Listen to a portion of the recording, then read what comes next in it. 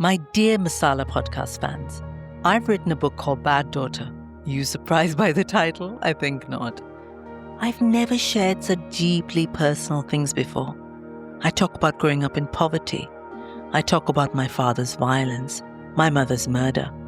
I talk about how I turned my pain into power, navigating mental health, sexuality, spirituality, and patriarchy. Bad Daughter is my story of going from Mumbai's slums to New York's billboards. But it's your story too. What's the message of this book? It doesn't matter where you come from. It doesn't matter what happened to you. You still get to have the life that you want. If you're looking for a book to move you and inspire you to change your life, type in Bad Daughter by Sangeeta Pillai on Amazon or go to my website, baddaughter.co.uk. And I kind of realized, maybe I'm just slow, but I realized over time that we never tell stories of a woman's right to her own body, to her own pleasure. It's always somebody's property. Your body, your pleasure is somebody else's property. And I just thought, okay, I want to see what are the stories we'd silenced. Because we are the land that wrote the Kamasutra. Somewhere there must have been stories that talked about a woman's pleasure. Besharam, badtameez, chi, gandhi, jalhata, toba, oho, bad beti. I'm Sangeeta Pillai, and this is the Masala Podcast, a Spotify original. This award-winning feminist podcast for and by South Asian women is all about cultural taboos, sex, sexuality, periods, mental health, menopause, nipple hair, shame, and many more taboos. Join me around my virtual kitchen table as I talk with some inspiring women from around the world, exploring what it means to be a South Asian feminist today. This is the Season 4 finale of Masala Podcast, recorded live at King's Place in London as part of the International Women's Podcast Festival. We showed the world how bad us bad betis can be. Our live show was lively and loud, and it was full of laughter. And here's the best bit. There was so much love and support for us bad betis in the room. We explored lots of taboos, from sex to nipple hair and much more. We played orgasm guessing games. I was joined by 3 amazing guests: Shazia Mirza, Salma El-Wardany, and Seema Anand. Yep, Masala Podcast Live was definitely more fun than a big Indian wedding. I hope you can hear how joyous it was when you listen to this episode. Enjoy.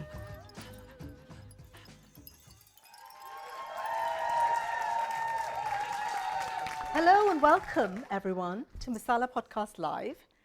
This is the finale of season 4.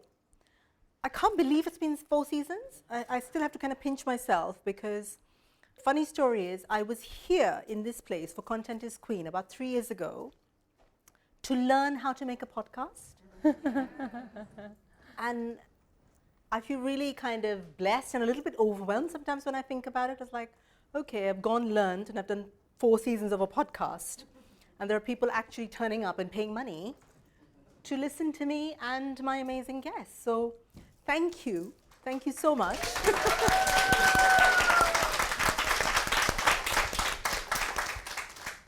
So to anyone who doesn't know what Masala Podcast is, which why would you be here then? It's all about taboos in South Asian culture. Now, if you know anyone who's South Asian, there is a lot of shit we don't talk about. We don't talk about sex, we don't talk about periods, we don't talk about mental health, we don't talk about, my favorite thing, nipple hair. I think we should all be talking about nipple hair. The most serious point is that when we don't talk about things that happen to every single one of us, there's a lot of angst that we then start to embody and we carry within us. And those things that make us feel like we're somehow weird or strange, when in fact, it's something we all experience and we're all challenging and we're all fighting against. So these sorts of conversations make the taboos non-taboos, if that makes sense. So thank you all for being here, first of all. Thank you for being with me. And some of you literally have kind of messaged me and, on my kind of down days when I'm like, oh my God, my life is shit. I'll get a lovely message, and which really perks me up. And we all need reminders, right? There are days when we all wake up feeling like nothing's working, and then I get a message from one of you, and it kind of just lifts me right up and reminds me of who I am and who we are. So thank you for being on this journey with me. Let me begin by introducing my amazing panel. To my extreme left, Shazia, who's on her phone. Hi. I was just taking photos of the audience. That's okay. It's okay. Do your emails, don't worry about okay. it. I was on Tinder, actually. I was just swiping left. It's all over. Short-lived Shazia, romance. as you don't mean to tell you, is like literally the funniest woman I know. Sometimes she doesn't even have to tell a joke. Like, I already start to laugh. There's something about her manner and her delivery. So what are people laughing at? See? This proves my point. She's one of the world's best-known comedians. Has been on tour with her show Coconut, which has been nominated for some awards, I believe. For the National Comedy Award. It used to be called British Comedy Awards, but you can't say British anymore because it's not politically correct. Because not everyone's British. Yes. Not everyone has a British passport, do they, Sangeeta? No, they don't. And Shazia is off to Vegas, baby, next week. Tomorrow. Here we go, and she's here talking to us today. Doing 14 shows at the Comedy Cellar. I mean, how cool is that? Yeah. Big round of applause for Shazia. That's amazing. Next is Salma El-Wardany, Hello. one of my favorite people in the world. Salma is a BBC radio presenter, poet, speaker, has just written her first novel, These Impossible Things, which I'm dying to read, which I know you've been doing signings of. I have. The books are available for anybody that wants to buy them. Go buy them. Go buy them. It's all about three best friends and the things that happen in their lives, and then one fine night something happens. I won't reveal it. You need to read the book to find out. Yeah, no spoilers. No spoilers. And last but not least, Seema Anand, also one of my favorite people. She has this ability, without even being there, to kind of just soothe and calm. I mean, look at Seema. Yeah. Look at her. Just turning up, and you're like, oh, okay. Seema is a mythologist, a storyteller, a Kamasutra expert. She's written a book called The Arts of Seduction, which is a guide for the modern world to make love from the time of the Kamasutra. It's full of inspiration. It's a beautiful book. I've read it. It's gorgeous. Again, you must find a copy and buy it because it's amazing. So, welcome, Shazia, Salma, and Seema. Let's start by, Shazia, tell us a bit about you, and then tell us what makes you a bad beti. Well, I'm a comedian. I was brought up in Birmingham. Obviously I don't live there anymore because, I'm doing well. I'm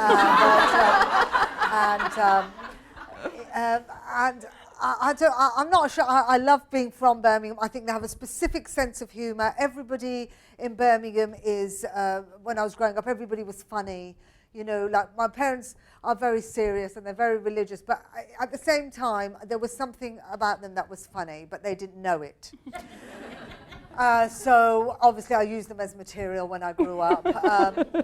And I was just brought up in a normal, my parents came from Pakistan. My mum was actually born in India, but they came over from Pakistan in the 1960s.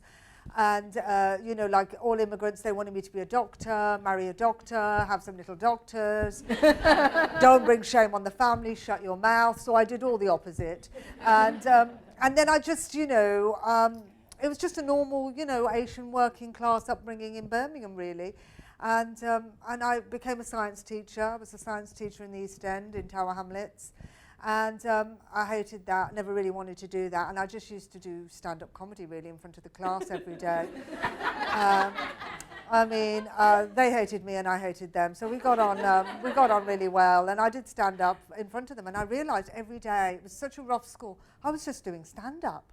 So I just started writing then, and then I started doing stand-up. And I never thought it would go anywhere. It was just I loved comedy. I never thought I'd be a comedian. It was never my plan. I never thought Asian women could be stand-up comedians, because when I was growing up on TV, they were all white men, like Larry Grayson, Kenny Everett, Frankie Howard, all the ones my mum liked, all the gay ones. She didn't know they were gay. And that's what I saw, and I thought they were really funny, but I never thought that an Asian woman could do that. I never even saw Asian women on TV. Like when I was growing up, my dad always used to say to me, hurry up, get downstairs. Trevor is on the TV. Because Trevor MacDonald was the closest thing to an Asian woman at the time.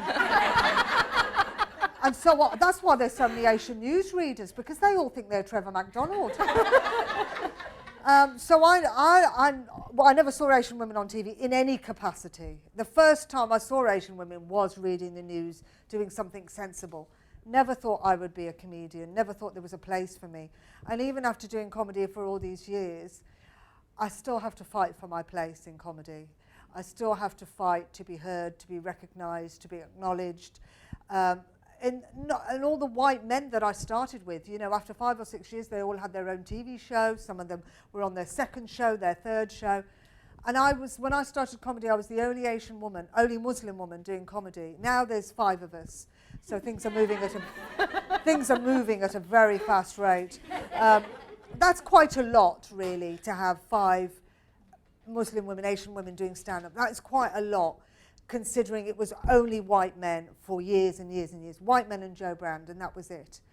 So it's been very difficult, and I still, every day I'm doing comedy.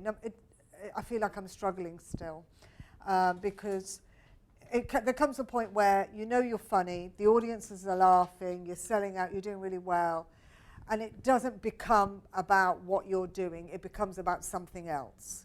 So it's not about how good you are at your job, it's about something else, about fighting for your place in this industry, which I always feel like I'm still doing, and probably every woman, regardless of their race or religion or gender, they just feel they're fighting for their place to be heard and to be seen.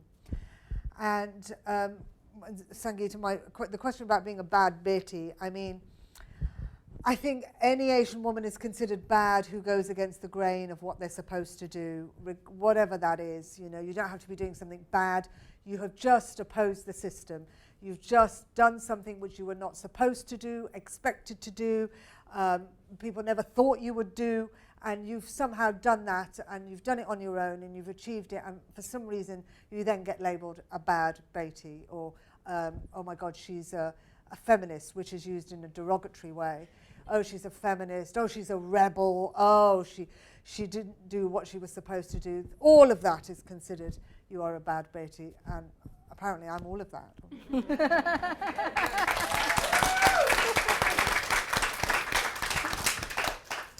Salma. Yes, a little bit about me. I was born in Egypt, Egyptian father, Irish mother, and came to Newcastle when I was a baby, when I was about 3, 4, and grew up in Newcastle and left because I wanted to do well, and it wasn't going to happen in Newcastle. I have a lot of love for the North, but it's, yeah, I mean, the North love it. That one person, do you know what I mean, that left, who also left, by the way. Just to point that out. She's not there now. The family are still there. I go back and see my family, and it's just, breaks my heart.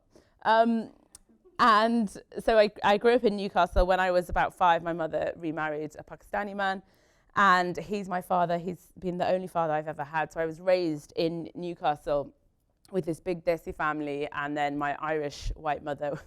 Lots of stories about that. It's interesting rabbit hole, which we will not go down right now. And was kind of raised there until I left and went off to Egypt for a few years, and then moved to London. And so I've spent a lot of my life trapped between these various different cultures being very strongly raised in a big desi community. And, you know, I always say it takes more than genetics to be a father. And my Pakistani father was the only father I ever had, and he was my dad. And that's how I was raised, kind of in that family, in that desi community. But then also as a northerner in Newcastle upon Tyne, and people kind of, when they find out now that I'm from Newcastle, they're like, oh, so you're a Geordie. And I'm like, maybe, I don't know. I lived there, I wasn't born there. And then you've got the Irish side, and then you've got the Irish Catholic side. My mum converted to Islam, so then you've got the Muslim Egyptian side, and then the Muslim Pakistanis. So between all of that, there's various identity crises happening on a daily basis. And there are lots of communities and cultures that don't ever say anything. That point that you were saying about we don't talk about things in desi communities, and we don't talk about feelings. Like, God forbid anyone have a feeling other than hunger, which is the only recognizable way. Acceptable. The only acceptable thing. Like, my grandma never told me that she loved me, but the minute I walked into the house every Sunday or any other day of the week, are you hungry? Do you want roti? Yes, I do. And that's kind of how we communicated. That was our love language. That was it. And so it's a difficult space to be trapped in. I think anyone who has a foot in various worlds finds that difficult, even if you are someone who comes from, both sides of your family come from the same culture or religion, and then existing in the world that we live in now in the United Kingdom. You're always shifting between various different spaces, and that can be really difficult. As for being a bad beti, I think I refuse to keep my mouth shut, which, you know, is a point of despair for my family. I remember when I gave my first, so I've given a couple of TED Talks, and when I gave my first one, it was all about like losing my virginity outside of marriage, because I thought that would go down well with my family. And so my dad watched it, right? And it's like my immigrant Pakistani father who came to England when he was like 12. And he was like, Salma, I watched your TED Talk. Right, okay, what do you think? I don't know why you have to tell people you had sex. I was like, well, I just think, you know, we don't talk about it, and some women relate to it, and I think it helps and just makes us all feel a little less alone. Don't think it's a good idea. Don't think you should do it. I was like, right. And my book's just come out. It's just been published last week. And I said to it, thank you, it's very exciting. And it's about 3 women, one of them's Pakistani, and it's just about it's a love letter to friendship. But I said to my dad, by the way, it's dedicated to my dad. He's one of the people it's dedicated to my father. I said, you're going to read it? He's like, not my kind of thing. It's not for me, Salma. I was like, will you buy it anyway? Like, will you just go and buy it? And he was like, how much is it? I was like, it's £15. It's such an Asian thing. It's such an Asian thing. And he's a market trader as well. We grew up really working class. He sells socks at a market store. And I said, £15. And he's like, I'll give you the £15. He was like, you'll get more of it than if it... And I was like, that's not the point. You just have to buy it. So it like goes towards book sales. And he's like, but I can't read it. Fine. So he went, and the day it was published, he went to Waterstones in Newcastle and then got the people working there to take a picture of him with this book. And it broke my heart. So yes, anyway, the point is I refuse to shut up about things. I keep being very vocal about the problems in our communities, whether that's the Muslim community, the South Asian community, because I saw so much happening in my own family when I was growing up. Like my uncle just one day came home with a baby that was he'd had with a white woman that he refused to marry, and then no one would say anything about it, and then the kid my cousin just was part of our life, but we never saw her. And I remember being like, should we at some point have a conversation about what happened here? And no one would talk about it. And I just remember growing up and seeing so much pain in my own family and just thinking, if we could just fucking say something to one another. Are we allowed to swear on this? Yes. Right. I should have checked that before. And so I suppose the thing that makes me bad in their eyes is not staying silent about all of the problems. But I'm taking it like a bad bitch, which is a great thing anyway. So I think it's a positive thing. Yes, I really that's think how I'm taking it. we all need to own the bad beti in us. 100%. I really, really think. Yes. So I keep saying things out loud that they would rather I didn't say. I've just wrote a book full of things that I shouldn't have said, probably. But I think that's probably what makes me a bad beti. Brilliant. Thank you. Seema. So I kind of resonated so much with what you were saying. My own father, who I've never met because mummy was divorced when she was pregnant with me. So see, he's Hindu. He was. I have no idea where he is or whether he's alive or I've never seen him. My first stepfather was the one who brought me up. He was Arab, so he was the ambassador from Kuwait to India, and like a father, absolutely. And my second stepfather was Sikh, who had converted to Catholicism. So I've got it all. Brilliant. And Mum's latest boyfriend, who I wish she hadn't broken up with because now she has depression, so I wish she'd stuck to him. But anyway, he was back to being Hindu, so I would have had a Hindu man in my life finally, which I didn't have. So I made up my own rules of what Hindu means because there was no patriarch guiding me. I don't know. I mean, my family, my mom, my grandma, my great-grandmother, have done stuff that I'm still trying to catch up with. I'm not yet bad enough to have gotten there, but again, my mother-in-law, from my in-laws' side, they think I'm really bad. So. My mother-in-law is the only one who's read my book, and she has a little bit of dementia, so she forgets she's read it, and she reads it regularly, and then she rings me, and she says, "Darling, I read your book, it's so good." And I'm like, so cute. How I came to my work was actually through a really serious path. I work with women's narratives. I believe that the stories we tell define our identity. They define us. We tell stories of how a man comes home drunk and he beats up his wife, but she's so good. She's so good. She never says anything. She doesn't go and tell people outside what he's done. She's protected the izzat, the honor of the family. And then that's what becomes a good woman. And you have the woman who's fighting for her rights and fighting for her ability to stand up, and she becomes the bad person. And I'd worked with stories all my life. I believe that that's how we actually create, we define our roles in society. And I kind of realized, maybe I'm just slow, but I realized over time that we never tell stories of a woman's right to her own body, to her own pleasure. It's always somebody's property. Your body, your pleasure is somebody else's property. And I just thought, okay, I want to see what are the stories we'd silenced. Because we are the land that wrote the Kamasutra. Somewhere there must have been stories that talked about a woman's pleasure. Yep. And so I went down that path. Being an academic, I was like, 5,000-word essay, I will move on. That was 19 years ago.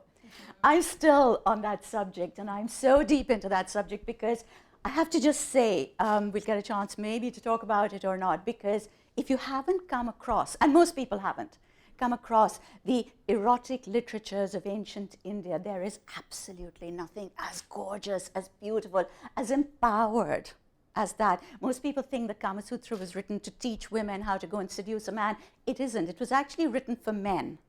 The Kamasutra was written to teach men. It's about all sorts of things, of how to live the perfect social life. And part 2 of the Kamasutra, which is about the arts of pleasure, goes both ways. But it primarily talks about how if a woman can be pleasured fully, if she can be brought to her complete and absolute joy and pleasure, the world will sit right.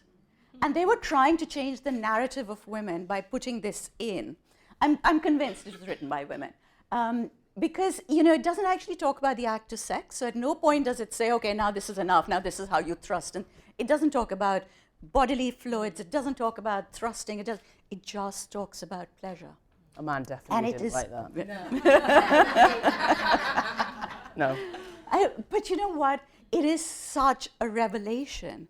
And they also realized that, society 2,000 years ago when this was being written, I want to just mention that 300 and something AD, when it's being written, across the oceans, somewhere in Turkey, the very first ecumenical council of the Catholic Church is being set up.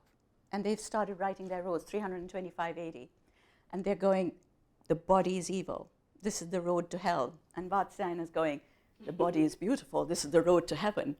And it's actually, by 342 AD, the Catholic Church has said they've written a law banning oral and anal sex. And the Kamasutra is still kind of discussing why it could be good and why it could be bad and how you actually must do it. So that, his basic argument is that when you have oral sex, most people tend to do it the same way. And you tend to then stimulate the same nerve endings. And if you keep doing that and don't stimulate the other nerves, then there will be an imbalance which will cause bad health. And so it kind of tells you how to do it properly for the sake of good health. I mean, I love it. I just love that idea. So it goes out of its way to say to men, because like I said, there is already a parallel misogynistic narrative at this point. Why do you get a man to change his mind when pleasure has been the man's privilege and property forever? So it actually tells them, if you can pleasure your woman fully, you will do better in business. And then it explains why. Dangle the little carrot. Yeah. It says you will become a better warrior, and it explains why. Do you know that there were actually battle formations in our ancient literature based on lovemaking positions? Did not know that. And just to finish, do you know there's not just the one Kamasutra, there are several thousand, because every king who ever came to the throne had one written for their kingdom, because it was believed that if a couple could share truly mutually pleasurable intimacy, the relationship would be good. If the relationship was good, society would be stable. And if society was stable, the kingdom would be stable. So we're doing this today for national security. Doing our bit for the world. So, obviously, Seema doesn't need to go into why she's a bad beti, right? Pretty self-explanatory. Protecting our national security. Exactly, So, exactly. That's what's doing her bit. So, let's think for a minute, what is a bad beti? And I use this a lot, and it's just like a telegraphic way for us, I think, to think about anybody that challenges the patriarchy, anybody that challenges anything within the culture that we've grown up in. If you've heard all three of my guests talk about how they're doing it themselves, but it almost doesn't matter if you're from this culture or not. It doesn't matter if you identify as a woman or not. Beti is a daughter, so bad beti is a bad daughter, which is a riff on the whole good daughter thing. So we're brought up from the time where, before we can even articulate words, we're taught that this is a good woman. A good woman does this, she wears that. She doesn't raise her voice. She follows what she's told. She doesn't question. And before we even realize, we're following these kind of set patterns for our lives. And we might get to a certain age, I don't know, might be teenage, might be 20s, 30s, and you're like, how am I living this life that is acceptable to society but doesn't make me happy entirely, maybe? But by then it's too late almost. You've just conditioned and you're following and you're playing it out. So the whole point of the work I do is to get us to sort of think about the choices we're making. Think about the conditioning that we've internalized. And it's not our fault, our parents, their parents. Think of your mother, your grandmother, her mother.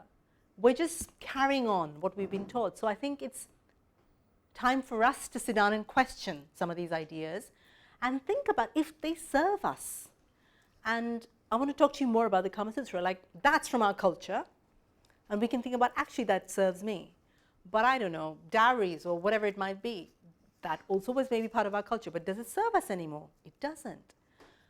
And I think those sort of questions and asking them and not feeling like somehow you're then not worthy of belonging to the culture, that's what this is about. So everybody in this room is a bad beti, whether you are a woman or not, whether you're Asian or not. Anybody that's challenged patriarchy, anybody that didn't do as they were told, anybody that didn't just shut up and put up is a bad beti. So give me a cheer if you're a bad beti. Including the white man over there. I did warn him he'd get picked on, but I think he's happy with that. So let's, I think, have a moment for us as an audience, as you're here, to really touch into that part of ourselves and feel like it's okay for us to be that, whatever that might be for us. There's a perception of South Asian women in the West and also in the East as, these demure, quiet people who don't want to disrupt anything, who'll be head bowed, quiet steps and everything. But we're certainly not that. So I'd like us to play a little game. Now, I like to call it the gasm guessing game, which is a game where I will play a couple of sounds and you've got to answer whether it's an orgasm or it's something else. So and it could be all sorts of other things. So I'm going to divide up the room, your section A, your section B. And each sound, I'm going to ask section A and section B. And I've got these 2 tote bags to give away. And I'm going to just randomly pick a winner. Okay? It's my podcast. It's got a t-shirt, it's got some bindis, it's got some nice bits. Anyway, could we have the first sound, please, of the gasm guessing game? Oh. I love that. Everyone's like avoiding eye contact. I want to look into your eyes when we listen to this. So, section A, is she having an orgasm or has she seen a spider? Just shout out the answer. There's no spider. I think it's a spider too. Section B, spider. Right, that's it. If it's an orgasm, it's not a very good one. Yeah. Is it? That's Fine. the point. It's our game. It can be whatever we want it to be. Absolutely. It's fine. Could we have the second gasm guessing game, please? Ooh. I mean, I sound like that when I've had like some That's good food. That's me. That's me taking off shoes at the end of the day. It's better than any sexual orgasm. Yeah. Or your bra, right? So, was that a woman having an orgasm? Or has she just run into the nosy auntie next door? Nosy auntie. Orgasm. Oh my God, we might have a tie. Ooh. Orgasm. I think we can agree it's an orgasm. I think that's majority. Could we have the third one, please?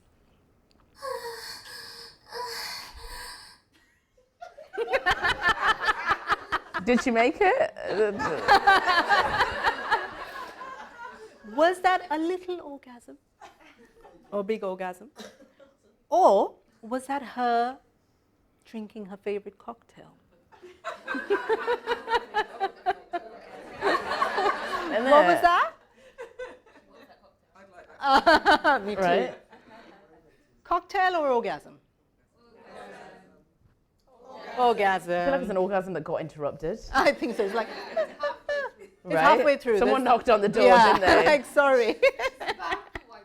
Yeah, right. Coitus interruptus. Could we have the fourth one, please?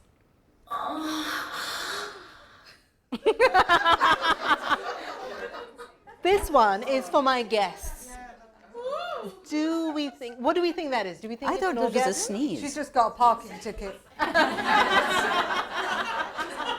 Not again. I thought that was the sneeze coming out. Sorry. Yeah. Sorry, Salma. Salma, what do you think? Selma, what do you think? Yeah, I don't know. I don't want to say orgasm because I feel like she's just had a bad one if that's the case, and I just never want a woman to have a bad orgasm. I'm gonna rule it out, or she needs to spend a bit more time. I think there's a bit more time, I think. Yeah. Audience, what do we think? Bollywood song sample. Yeah, I think that one needs a little bit of work. She's kind of halfway there. The sex toys need to come out. Fingers need to come out. Whatever. Whatever. So anyway, I think things like this, because as a culture, we just do not talk about sex. We come from the land of the Kamasutra, like Seema's been telling us, but everything to do with sex is kind of bottled up, I don't know about you, but when I was growing up, anytime there was like even a scene where a couple could be potentially kissing, not even kissing, the remote would come out and it would change quickly. Or if we watched, like I grew up in India in the 80s, so we didn't get a lot of Western films, but sometimes you'd get like a foreign film. And within 5 minutes, couple takes clothes out, making out, and my mum and dad would say, "Oh my God, Chichi, aye, what is this stuff you people watch?" So the sense of shame was attached to sex very, very early on.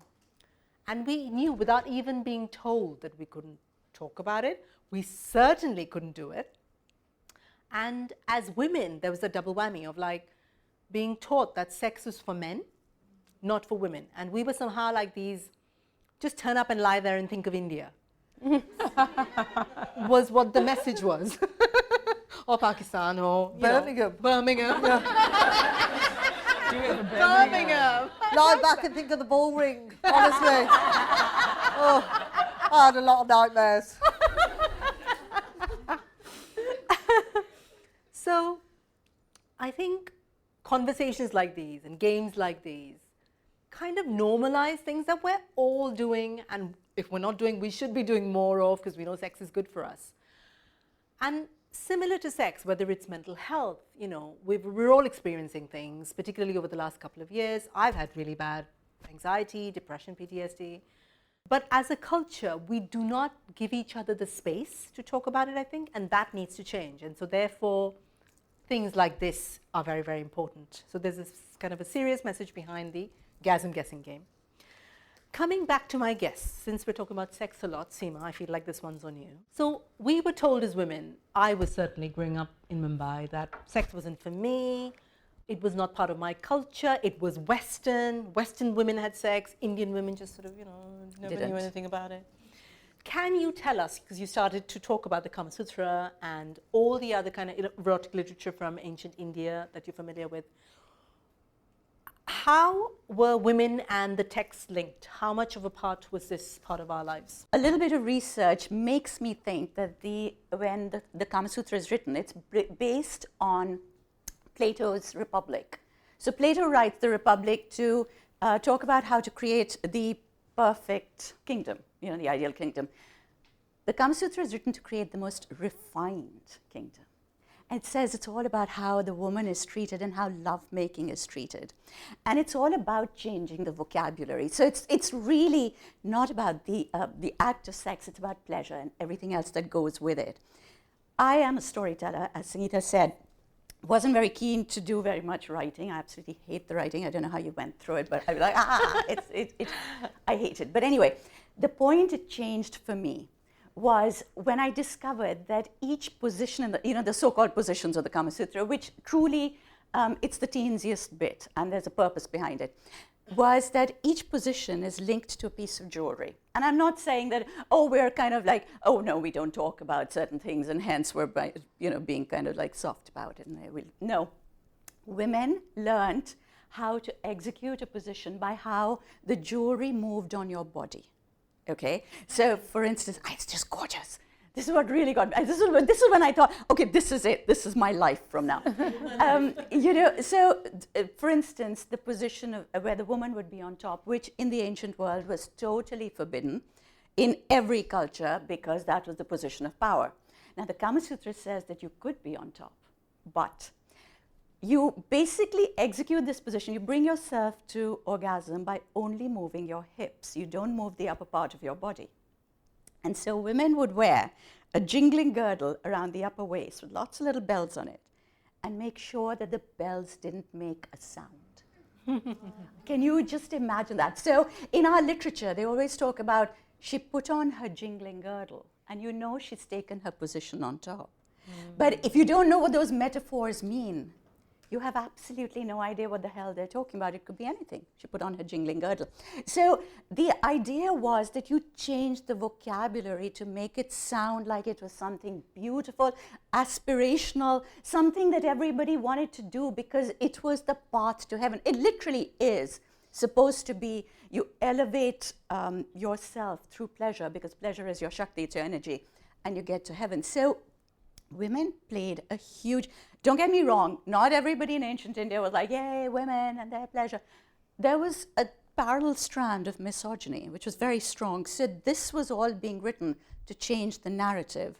And women were a huge part of that change. You know, when I started doing the research in my book, there's something that Naomi Campbell says, where she talks about how if a girl was brought up, hearing herself discussed, parts of her body, discussed in such beautiful terms. I mean, the clitoris, for instance, in the Kamasutra is called the Madan Chhatri, the umbrella of the love god.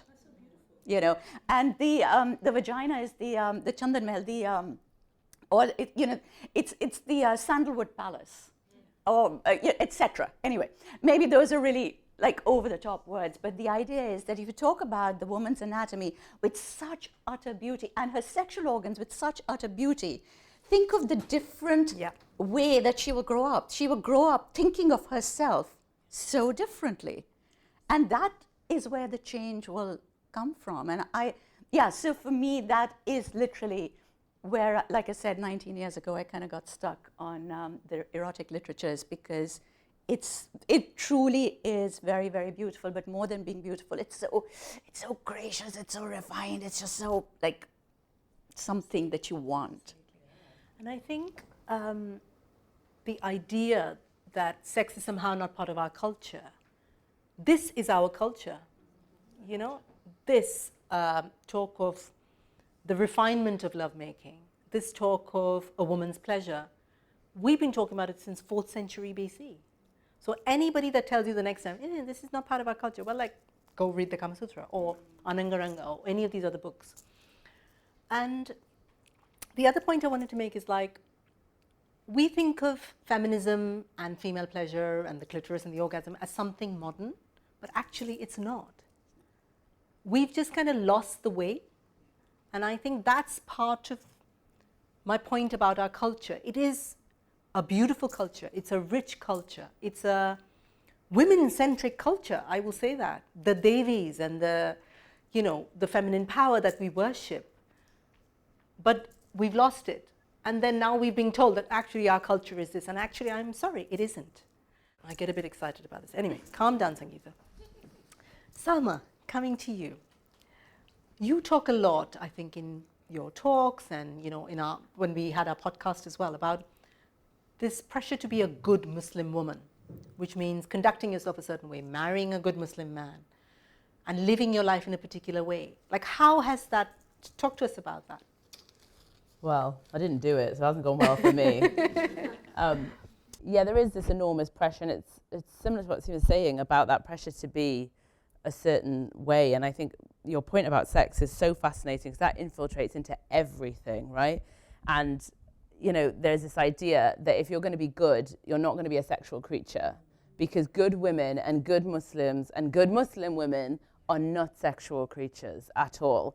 When in fact, we're all horny as hell. Do you know what I mean? We all want to get some.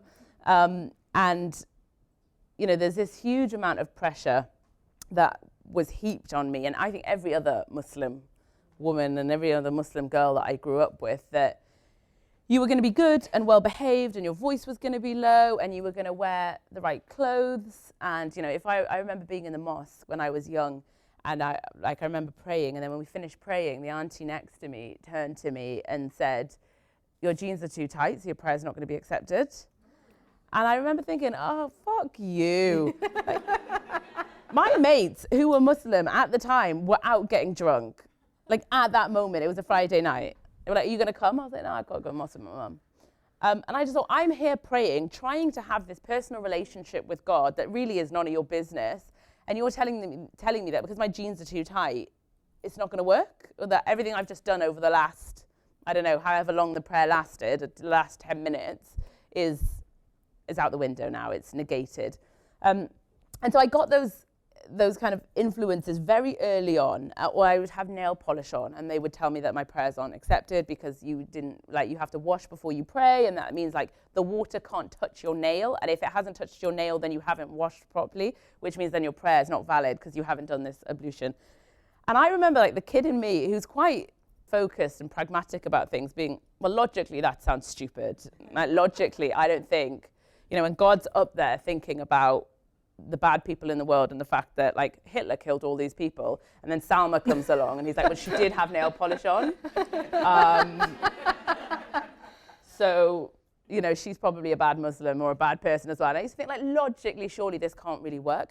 So from a very early stage, I was, really fed all these ideas of everything that you do wrong. And what I really hate when we talk about religion and we talk about faith, and you'll probably have heard this when you have conversations with people, we talk about it in the paradigm of what you can and cannot do.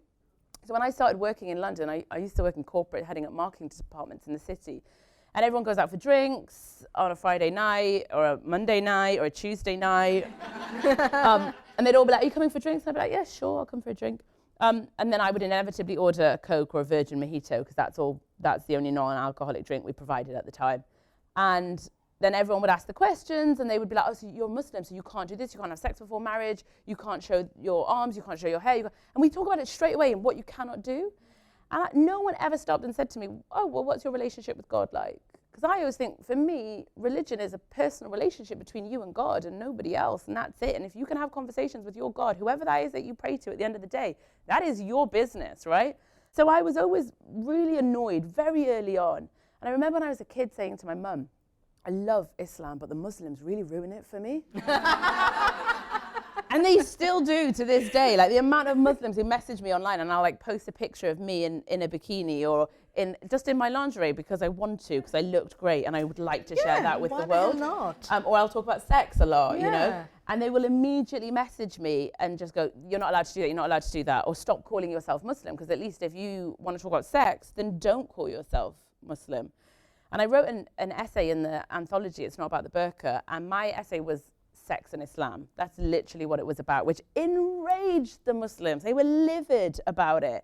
And it touches on exactly what you were saying, is that actually, when I'm having sex, trust me, I've seen the face of God. You know, it was a divine experience. I'm at my most divine when I'm having an orgasm, right? Like that is a divine state of being. And it's really hard to navigate that world, to navigate a space in which patriarchy uses religion as a tool to control. That's what they've done when we talk about sex in our cultures, and we say, well, we don't have sex in our cultures. No, we do. We just have men who are trying to control women, and they're using culture or religion to do that as a tool. So it's a hard space to exist in. I've pushed back against it at every opportunity that I possibly could, and I still push back against it to this day, because I refuse to. I think what they would like me to do is say that I'm not Muslim, because if I would stop claiming my faith, it would be easier for them to deal with, because then you can just say, she's a sinner, she's not one of us. And we like to operate in these binaries of saint or sinner, like you're good and you go to church, synagogue, mosque, temple, whatever, or you are having sex and getting drunk, in which case you're bad and you're not part of it. And I refuse to do that. I want to say, no, I'm showing up, and we're going to have to start navigating modernity and faith. We're going to have to have conversations about sex and the fact that we're all doing it on a regular basis. You know, everyone weighs in about conversations about religion, and not that many people are practicing it, by the way. But everyone, even those who don't practice it, feel that they have leeway to talk about it. And no one's talking about sex, and we're all doing it. And I feel like we just need to switch those things and just have better conversations in our faith. And I say this all the time to my girlfriends.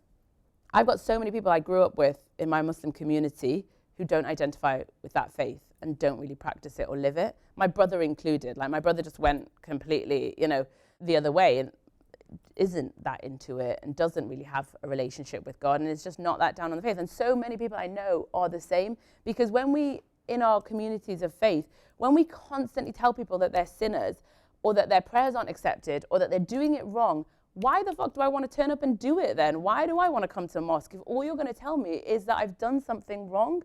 And we're just pushing people outside of a really beautiful faith that isn't having the opportunity to bask in all of its beauty and gorgeousness of it, because we're so busy pointing fingers and shouting shame, shame, shame at everyone. So if we could just stop pissing me off, that would be great. Be a good start. That would be a great start. And stop pushing everyone out. Yeah, that'd be great. But coming back to your point of the binary and the non-binary, and I think whether that's faith, whether that's culture, it's the same thing. You tell people that to be a good Muslim, to be a good South Asian woman, you must do XXX. Right. If not, you're out. So what happens then is, like, a lot of us will reject that. Like I rejected being South Asian for many, many years. I wanted to do nothing to do with it. Exactly like you're saying, if a faith or a culture makes me feel crap about myself, why would I want to be associated with it? Right. But I think the bigger picture is that it's not the fault of the religion or the culture. They are there, they are whole, they are kind of there to embrace, for us to embrace. And for us to choose the bits that work for us within those cultures, within those faiths, I think. It's the men, that's the problem. It's the men.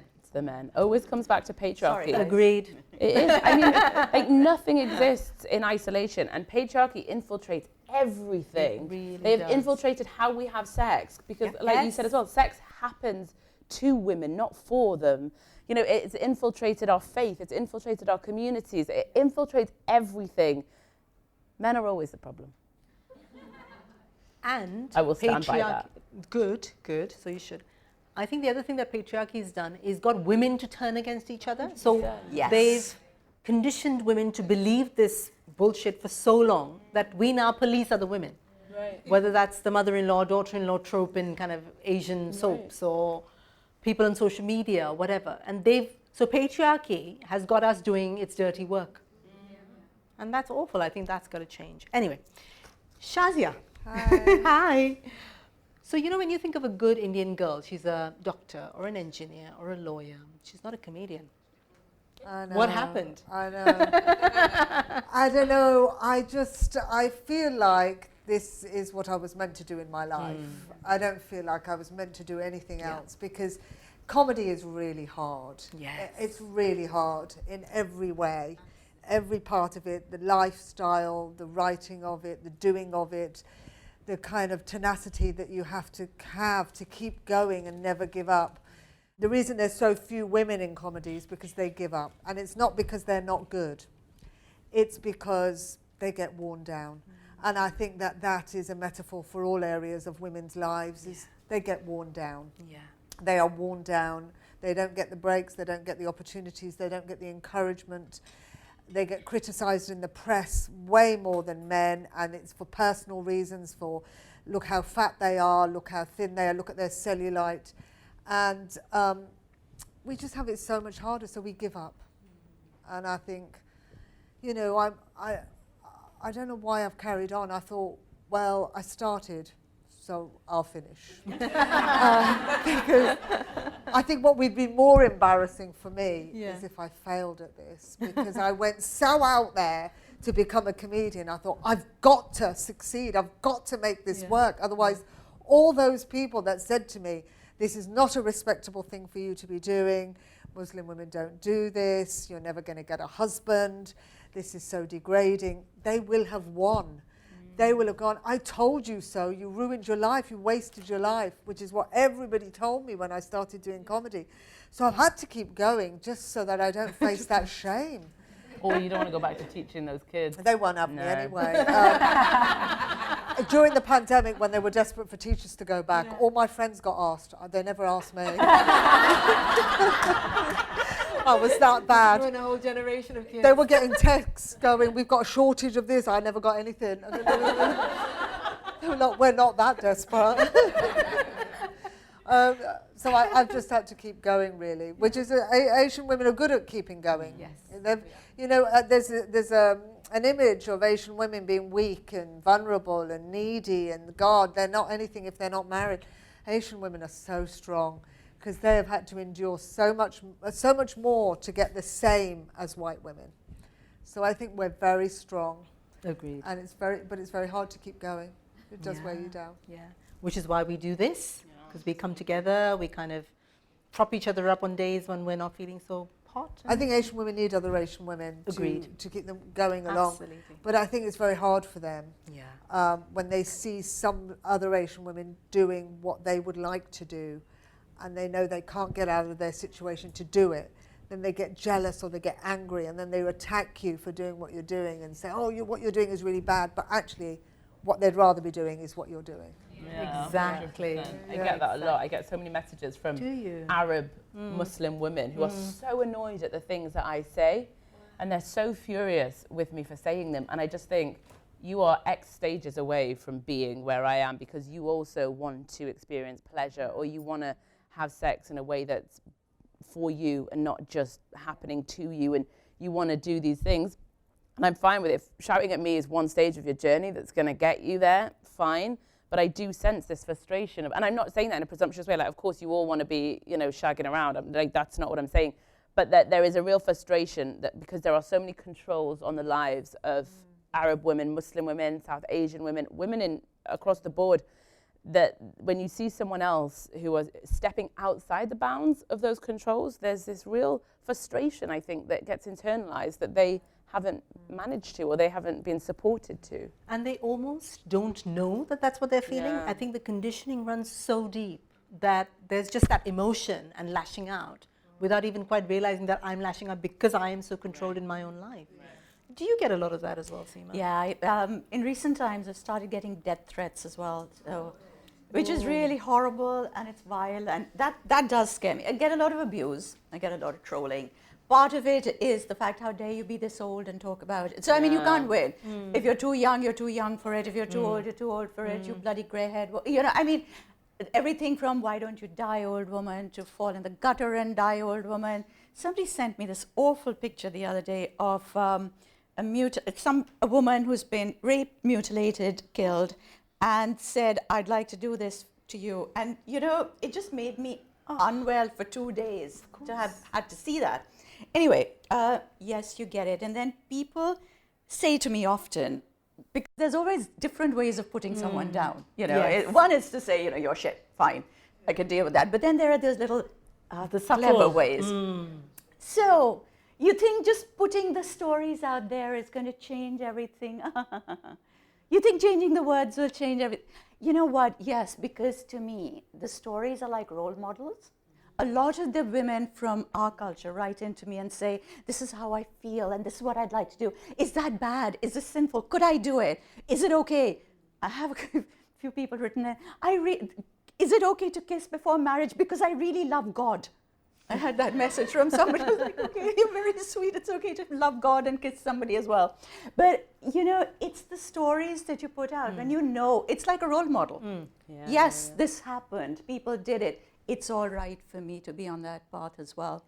And I always think also that women have such incredible capacity for loyalty that if we were not divided, if we came together as a unified force, we'd be far too powerful. So it's easier to keep us divided. Absolutely. And I think that's why it's done. And I was actually trying to, as you were saying, Shazia, it's so difficult to be creating content that speaks to people. Before the pandemic happened, my work was based on the privileged few, you know, in the sense it was somebody wanted to hear me, they would either pay me to go and talk there or fly me across to wherever I needed to be and then pay me to listen to me, and they wanted to listen to me. The pandemic happens, I have to start going onto social media. The bigger you get, the more abuse you get. But also, you realize that you have to approach your audiences very differently, because on social media, where we're talking like right now for an hour, or on stage, people will be like, no, you can't stop now. 60 seconds. Sometimes 45 seconds is your limit. How do you get that across? So I came across this wonderful little passage from one of our ancient books, which has these two girls who are talking, and this woman has just finished saying, oh, my boyfriend, you know, my lover, he compares my eyes to lotus flowers and my neck to the conch shell and my stomach to the da-da-da-da, and, you know, does yours do the same? And she's just finished saying to him, no, he doesn't say all this to me because he can't look beyond me. What the hell is he going to compare me to? And I loved her.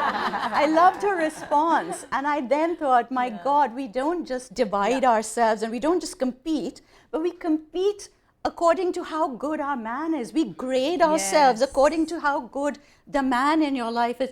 My man is so romantic. Yours isn't. Oh, you poor thing. Oh, she's nothing because, you know, he won't treat her the same way as mine treats her. Or even defining ourselves, whether there's a man or not a man or whatever, like that's the... And I'm really, really bad because, of course, my poor husband, very typical Punjabi man, who would really prefer if I sat at his feet and sort of listened while he, you know, talked about his very, very right-wing theories on a lot of things. So how do we change things? And this is for all of us on the panel. So we're badass women here, sitting here in a room full of badass women, mostly, except for the white guy. I know. Who's an ally?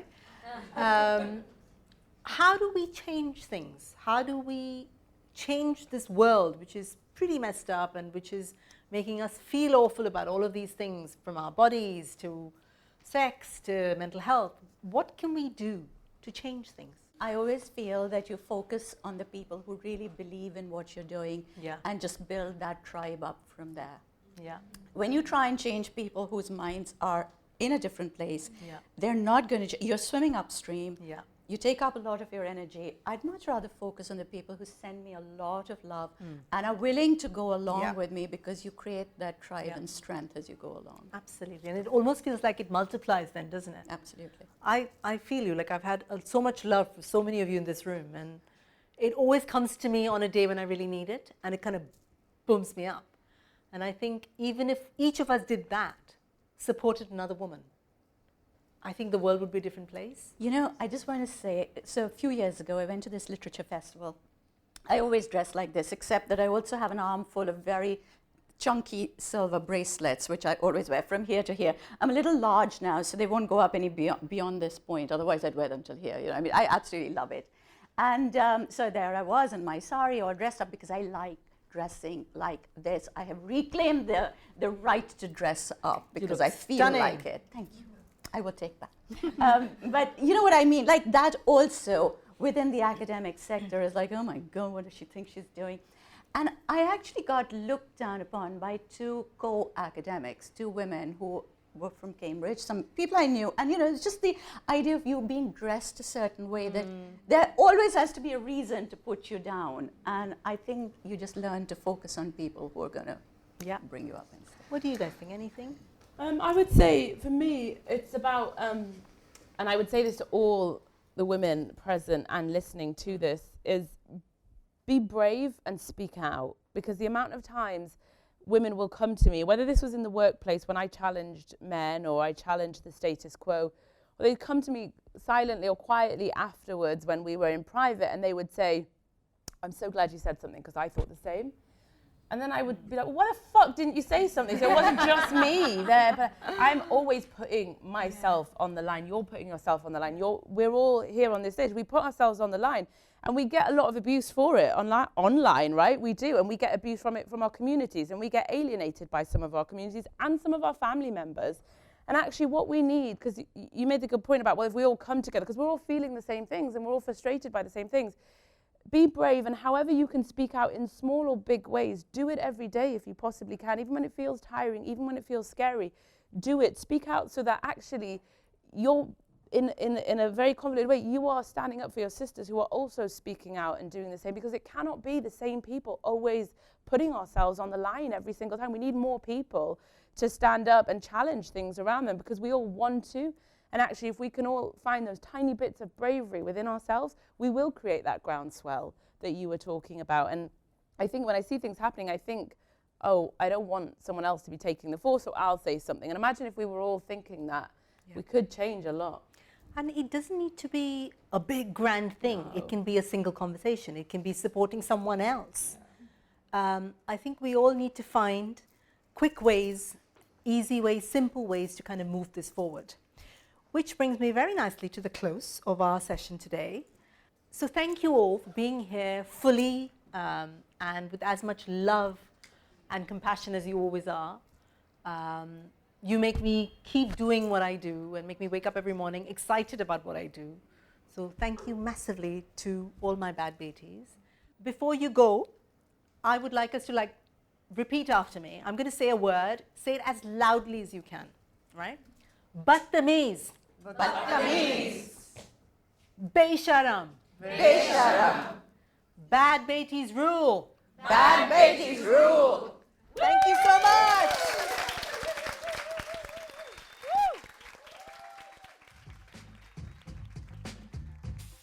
I'm Sangeeta Pillai. Thank you for listening to Masala Podcast, a Spotify original. Masala Podcast is part of my platform Soul Sutras. What's that all about? Soul Sutras is a network for South Asian women, a safe space to tell our stories, to hear inspiring South Asian women challenging patriarchy, a space to be exactly the people we want to be and still feel like we belong in our culture and our community, and ultimately a space where we feel less alone. I'd love to hear from you, so do get in touch via email at soulsutras.co.uk or go to my website soulsutras.co.uk. I'm also on Twitter and Instagram. Just look for Soul Sutras. Masala Podcast was created and presented by me, Sangeeta Pillai, produced by Anushka Tate, opening music by Sunny Robertson. Besharam, Badtameez, Gandhi.